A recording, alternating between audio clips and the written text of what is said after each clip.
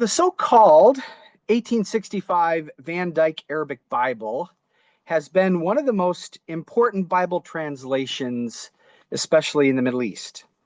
And while there certainly were and have been other Arab Bible translations before and since, this particular translation has attained a unique status, much like that of the King James Version as the authorized text of the English-speaking world. In Egypt, particularly, the translation has been an important unifying factor of the church, being accepted and utilized by not only Protestants, but also the Coptic Catholic and the Coptic Orthodox churches. In fact, I remember quite well in 2012 watching the enthronement of Patriarch Tadros II at St. Mark's Cathedral, when I heard one of the deacons reading from a copy of the Van Dyke. So it was particularly interesting to me to see that even the Orthodox were using this translation. So this was only possible because of the work that was done by both the Egyptian Bible Society and the Lebanese Bible Society that were working together, and I'll speak about that in a few minutes. But given the prominence of Protestant or Ingili Egyptian pastors and Coptic Orthodox priests throughout the Arabic-speaking world, especially in the Gulf and in North Africa, and among the diaspora communities in Australia and Canada and the United States, this translation has been transported around the world and used by Arab Christians regularly. However, as I said, it's not the only Bible translations being used by Arab Christians. Of course, Arab Catholics and Greek Orthodox and Syrian Orthodox and others use a variety of Arab translations, including updates to the 1875 Jesuit Bible. Among Arab evangelicals, today's Arabic version, the Good News Arabic Bible, and the Living Arabic Bible translations are all widely used. So there are a good number of them. The Egyptian and Lebanese Bible societies, as well as a number of Protestant biblical scholars from various Arab seminaries, had been engaged in discussions to revise the so-called Van Dyke, or to undertake a completely new translations. This was a number of years ago, and one of the particular projects that came from this work was a publication of the 2006 New Testament with study notes. Now, this project developed not a new translation, but it included important critical notes at the bottom of the text, detailing to its readers that in a variety of places where the Greek or the Hebrew could be rendered into Arabic differently in a variety of ways. Now, this project, which developed the study Bible, was, in my estimation, done in order to respond to educate Arab Christians about the origins of the Bible as a Hebrew and a Greek text, to prepare its constituencies to respond to charges of tahrif or corruption from Muslims, and finally to respond to the confusion over rendering the 19th century Arabic into some kind of contemporary vernacular. The Bible's status for some Arabic Christians has become equated to the Quran as a sacred text, which creates a number of important challenges for Arab Christians, which I'll talk about in a minute. So in this short presentation, what I would like to do is highlight some important issues that have been overlooked or minimized when it comes to the history of the 1865 Arabic Bible. First is the role of 19th century biblical scholarship and sources that were used for the translation. That is a debate over the Textus Receptus or the eclectic text. Second, I'd like to mention the method of translation and the style of Arabic that was used and ultimately chosen by the translators. And third, some of the important interreligious challenges that were faced initially and ongoing challenges that continue today. Throughout the presentation, I'll be referring to this translation as the 1865 Arabic Bible, or the ABT 1865, rather than its common terminology as the Van Dyke. There have been many scholars who have determined over the years that Boutros Bustani, an important Syrian scholar, was, if not was the major contributor to the translation. And that was borne out by the research in my book, The Contested Origins, where I actually looked at the manuscripts of the translators. So, as not to undervalue or overlook many people who contributed to this translation, including Boutros Bustani, Eli Smith, Nasif al-Yazigi, and the Muslim reformist Yusuf al-Asir, of whom I'll return to later in this presentation, as well as many other European scholars and local bishops and priests who helped with this translation. So I will refer to this as the Arabic Bible translation 1865. Let's talk a little bit or provide an overview of the Bible translation before we get into these three issues I'd like to deal with. So first, it's been long accepted that there were at least 5 Bible translators working on this project directly. The 2 American missionaries, Eli Smith and Cornelius Van Dyke, and 3 Arabs, the Syrians Boutros al-Bustani and Nasif al-Yazigi, and the Egyptian Sheikh Yusuf al-Asir. Eli Smith was appointed by the American missionaries to begin the translation project in 1847. He was the one who hired Bustani and Yazigi to begin working with him. Bustani was a Maronite who then became a Protestant, and Yazigi was one who was Greek Catholic and remained a Greek Catholic throughout his life. In his 1854 report to the American Mission Board, Smith described the process of the translation that he undertook. He said, first, Bustani provided the first translation. And once he was finished, Smith would then pass it on to Yazigi, who was noted for his high standard of Arabic. And once Yazigi had gone over Bustani's translation, then Yazigi would then provide his own translation. Smith would then go over both of those and make edits. Then Smith would send out the copies of the translations to a wide assortment of missionaries, scholars, and clergy around the world to offer critique and comment. An assortment of letters and papers in the Houghton Library archives at Harvard, in Eli Smith's archives, demonstrate that he received numerous comments and critiques on his translation from German Orientalist scholars such as Flügel and Rüdiger, as well as other Syrian sheikhs, priests, and bishops who were unnamed. Eli Smith then passed away in 1857 without completing the full translation, and his work was then assigned to Cornelius Van Dyke. Van Dyke was a medical missionary who was held in high regard for his knowledge and ability in Arabic, and so was appointed by his fellow missionaries.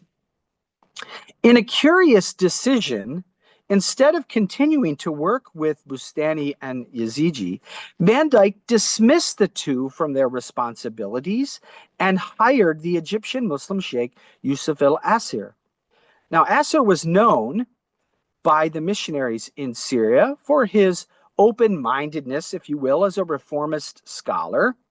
He not only worked for the American Mission Press at the time, but also taught Arabic at the Syrian Protestant College and contributed several hymns, interestingly, to the Protestant hymnal of Lebanon and Syria. He was involved in several literary and religious associations in Beirut and as part of the 19th century Nahda, or Arabic literary renaissance.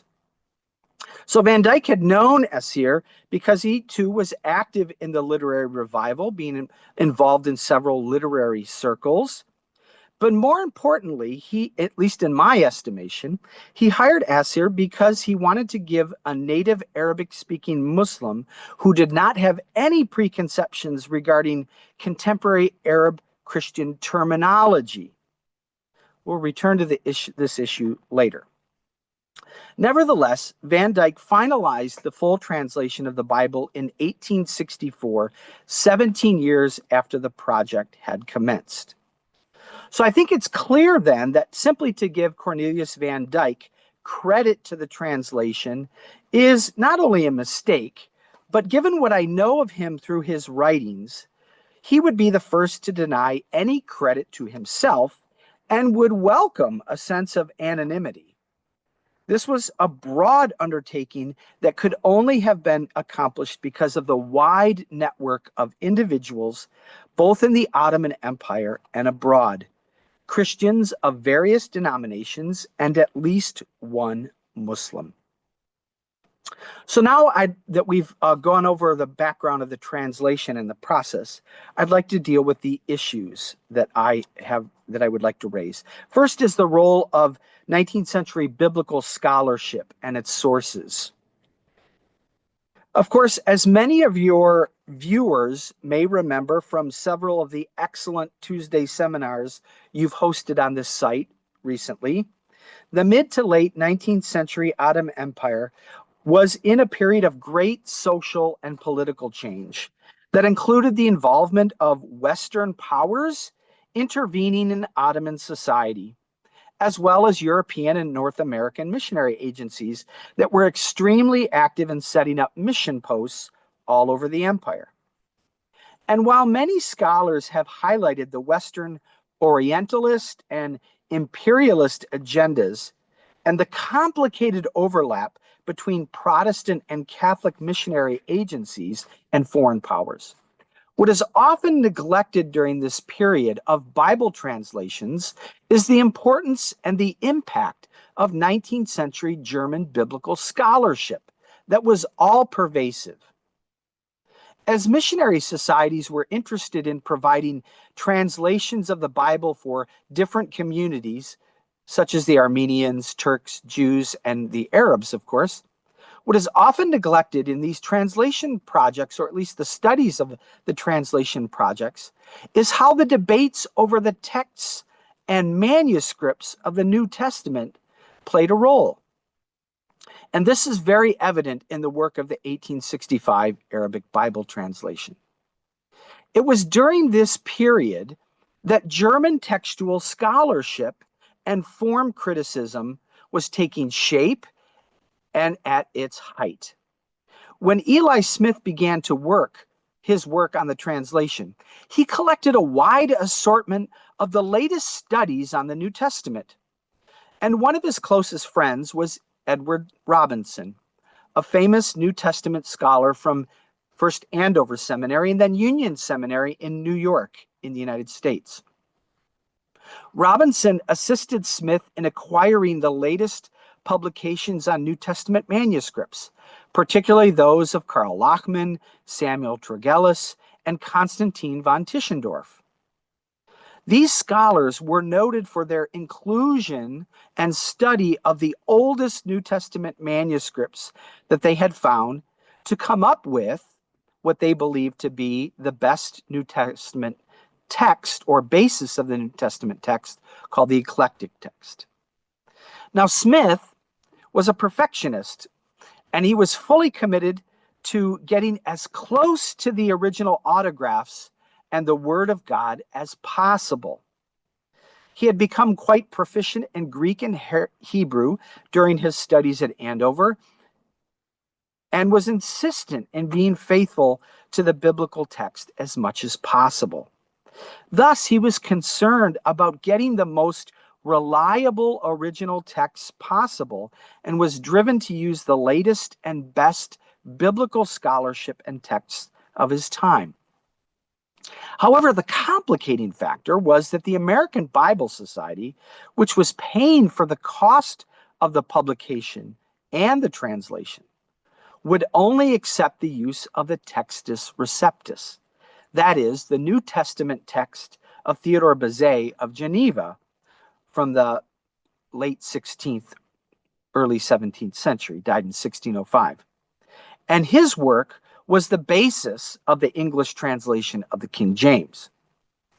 Because of this, when Van Dyke took over the translation after Smith's death, the Bible Society wanted to make sure that the translation was revised according to the Textus Receptus. Now, my book goes into a great deal about this argument, but my point here is that the resources that Smith and Van Dyke used were the latest scholarly apparati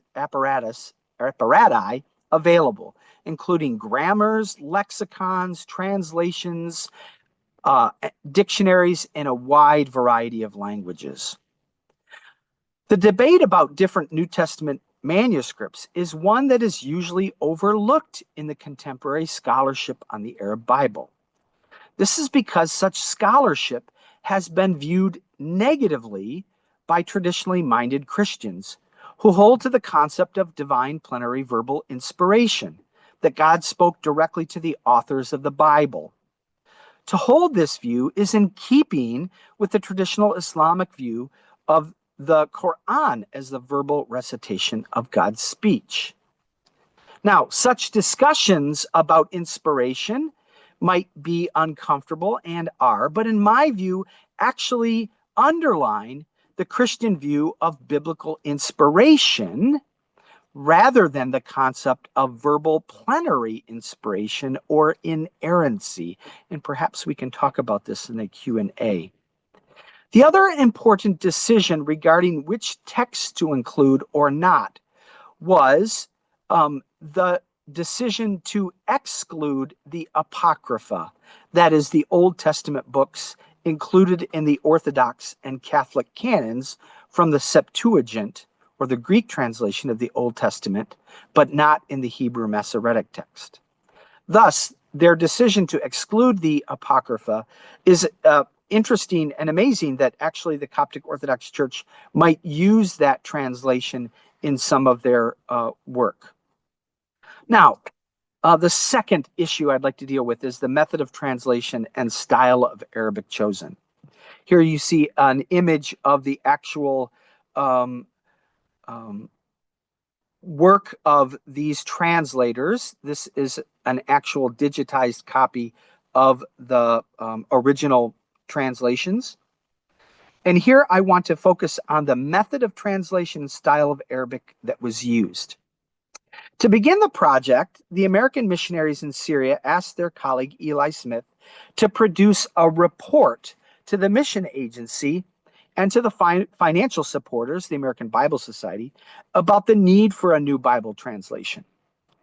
So Smith wrote a report and noted the previous edition of the Arabic 1671 Propagandae Fide Bible was, in his estimation, not of good quality. This was because of its inclusion of the Apocrypha, as well as, according to Smith, the style of translation. Smith also provided his opinion of other available Arabic translations of the time, the 1727 version published by the London Society for the Promotion of Christian Knowledge, SPCK, and the 1616 translation by Thomas Urpenius, at least the translation in the New Testament, none of which he claimed were faithful to the original languages of Hebrew and Greek. So as I mentioned, Smith was a perfectionist, and he demonstrated his concern for getting the translation of Scripture into Arabic as accurately as possible. A complicating factor for Smith was the decision on what particular style of Arabic to utilize in translating the Hebrew and the Greek. The problem centered around whether to use classical Arabic that might be recognized as a heavenly revealed text by the learned elite, something akin to the Quran, or to use a local Syrian dialect that would be accessible to most of the population that could be either read or have the text recited to them if they could not read. The decision was anticipating that the opening and burgeoning educational institutions in Syria and Egypt at the time, as well as the synergy in education and the growing Nahda movement in the Ottoman Empire toward educational forms, would undergird a renaissance in the language, Smith thought. He wrote this: "Clear and impressive intelligibility is labored after, avoiding as far as may be all words beyond the circle understood by the more intelligent class of the community. At the same time, it is a rule not to depart from the laws of ancient grammar, nor to admit words not sanctioned by classical usage without urgent necessity. Rather than do this, we here and there adopt a word now gone out of use, especially where the connection give an intimation of its meaning, trusting to the future enlightenment of the nation to bring back the language again near its classical richness and purity. In a word, we aim to keep within the range of that portion of the classical Arabic which is still intelligible, may be expected to become so." End quote. That was in his report. So Smith's words provide an important glimpse into his perception of the ongoing developments of literary production in Beirut in the 1840s. It was the intention of the Mission Association to produce a Bible that was of sufficient quality to be respected as a holy text, not only by Catholic and Orthodox communities, but more importantly, eventually by the Muslim communities as well. Thus, Smith was compelled to utilize an Arabic to juxtapose the Arabic Bible with that of the quality of the Arabic in the Quran, as it had been the standard and is the standard for classical Arabic.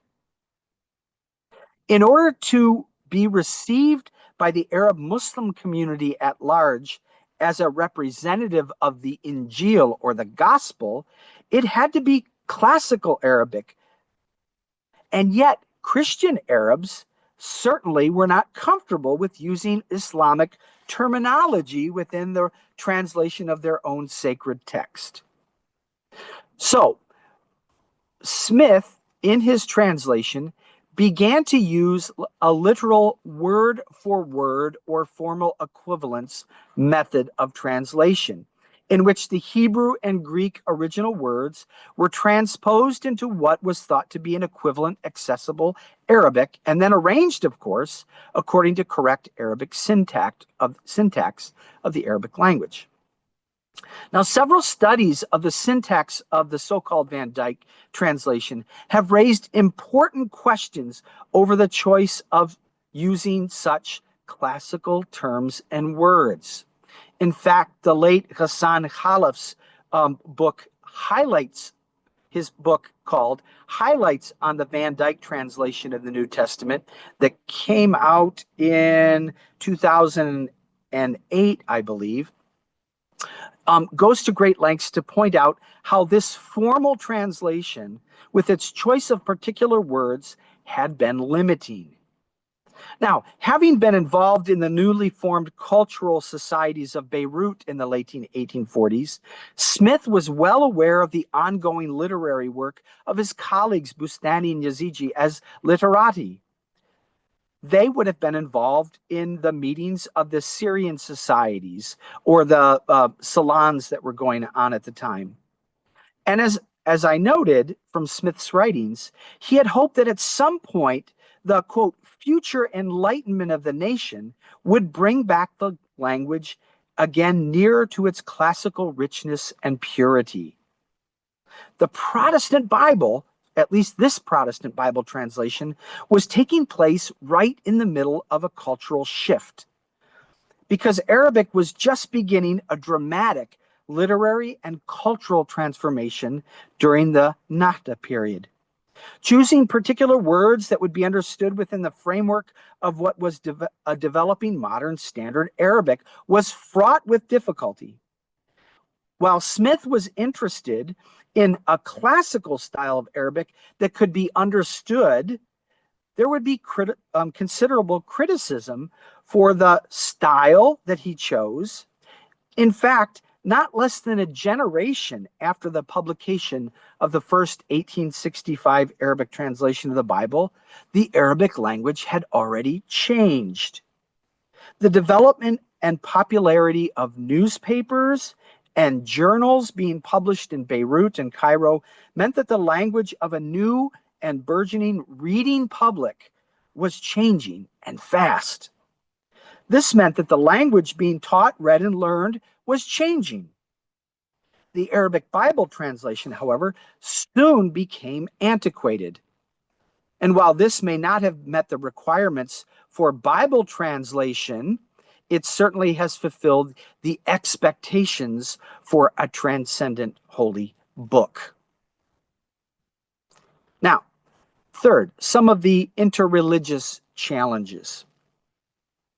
Finding the most appropriate word for a translation involved some sensitive discussions about Quranic terminology. The missionaries had always hoped at some point that a new Arabic translation of the Bible could be a critical evangelical tool for Muslim readership. Bustani and Yazigi, however, objected to the translation being used for such an endeavor. There was an inherent tension in making translation decisions with Quranic references in mind. So, for example, the Kitab al-Sharif, the noble book that was translation that was published in 2000, is an example of an Arabic translation that was aimed specifically at an Arab Muslim audience by using classical Quranic phrases and terms. Bustani and Yazigi would have not liked this. Van Dyke later recalled during his tenure that there was considerable controversy over using Islamic terminology. He wrote this, quote, "All native Christian scholars decidedly objected to this," end quote. They were careful not to interject any, what he called, foreign idioms. And here he means Islamic. This reference poses questions. While Bustani and Yazigi often used Islamic idioms and passages from the Quran in their own works of literature and as part of their own commitments to developing a shared language and culture outside of the Bible translation, they also did not feel the need or see the need to Islamicize the Bible translation in this particular project. Another unique challenge was how to translate biblical terms and concepts into 19th century Arabic. An early translation decision that was often disputed was the choice of how to translate the tetragrammaton Adonai, or in the Hebrew Yah-He-Vav-He. There were some who felt that it was important to transliterate that simply as, and here I'll use the word, Yahweh, the holy name for God. However, others felt it would be better to translate the name of God as opposed to transliterating it. A concern for Smith and later for Van Dyke was that in transliterating the word, the term might be confusing for some Arab readers, especially Muslims. They would not know who or what Yahweh was. Thus, the term Rab was chosen. Van Dyke would later note that Rab conveyed the meaning of the highest possible existing being, the supreme. In the New Testament, the Greek word for God, theos, was translated into the classical Arabic Allah, which has been the standard as far back as the earliest Arabic Christian writings and translations of the New Testament. So Allah was used regularly. Incidentally, it should be noted that in 2008, the Malaysian government banned the use of the word Allah by non-Muslims, which demonstrates there and most others outside of the Arabic-speaking world the reality of the use of this word, that it has been used by Arab Christians and Arab Jews. This, I should say that law was overturned in 2021. Another critical interreligious issue that has often been overlooked is the role of the Egyptian Muslim reformer Yusuf al-Assir, who was a colleague of Van Dyck and who worked directly with him on primarily on the writings of the Old Testament, that is, the poetic books of the Old Testament. In my book, I argue that if al-Assir, if he did not have a direct role in the translation of the several books of the writings, he had a dramatic impact on Cornelius Van Dyck's work and thinking. While it would be easy for this claim to become a victim of sectarian offense by either Christians who could never imagine such a thing or Muslims who might use al-Assir as an opportunity to promote Islamic fingerprints in the Christian scriptures, I would argue it should rather provide an opportunity to reflect on further opportunities for Arab interreligious cooperation. While Christian and Muslim identities have hardened in the Middle East, it can be easy to assume that any other social interaction could never have existed. Rather, the Beirut and Cairo of the Nahda harkens to the successful inclusion of Christian and Muslim artists, thinkers, poets, and scholars who had the space and opportunity to understand their own faiths in what Abdulrazak Patel calls a supra-religious contribution to Arab culture and language. It is also an example of what Usama Makdisi calls the ecumenical frame of late Ottoman society.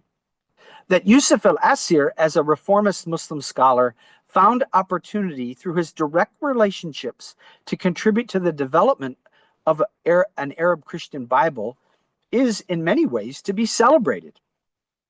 In fact, the whole translation project itself demonstrates how the translation was a product of the great age of reform and betrays any one individual or communal sense of triumphalism. At a time of massive transformation of society, politics, culture, and language, the project took advantage of people from different communities who might contribute to a spiritual and cultural production.